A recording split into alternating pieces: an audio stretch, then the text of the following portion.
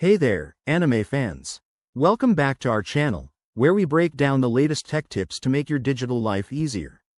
Today, we're tackling a common query: how to change your email on Crunchyroll in 2025.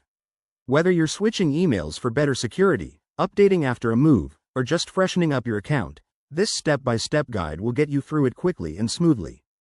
Crunchyroll, the go-to platform for all your favorite anime series, makes this process straightforward, but let's make sure you don't miss a beat. First things first, you'll need to log in to your Crunchyroll account. Open up the Crunchyroll website or app, enter your current email and password, and hit that sign in button. Once you're in, navigate to your account settings. You can usually find this by clicking on your profile icon in the top right corner and selecting Account Settings, or Profile, from the drop-down menu. Now, look for the section labeled Email or Contact Information. This is where the magic happens. Click on it, and you'll see an option to edit your current email address.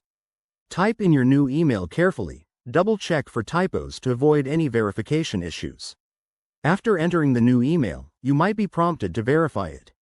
Crunchyroll often sends a confirmation link to the new address, so keep an eye on your inbox. Once you've clicked the verification link, head back to Crunchyroll and save your changes. That's it, you've successfully updated your email.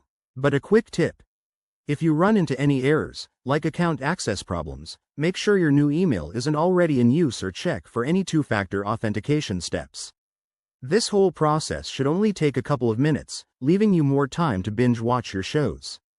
Thanks for watching. If this tutorial helped you out, give it a thumbs up, hit that subscribe button for more how-to guides, and drop a comment below if you have any questions. Stay tuned for our next video, and remember, the world of anime awaits. See you soon.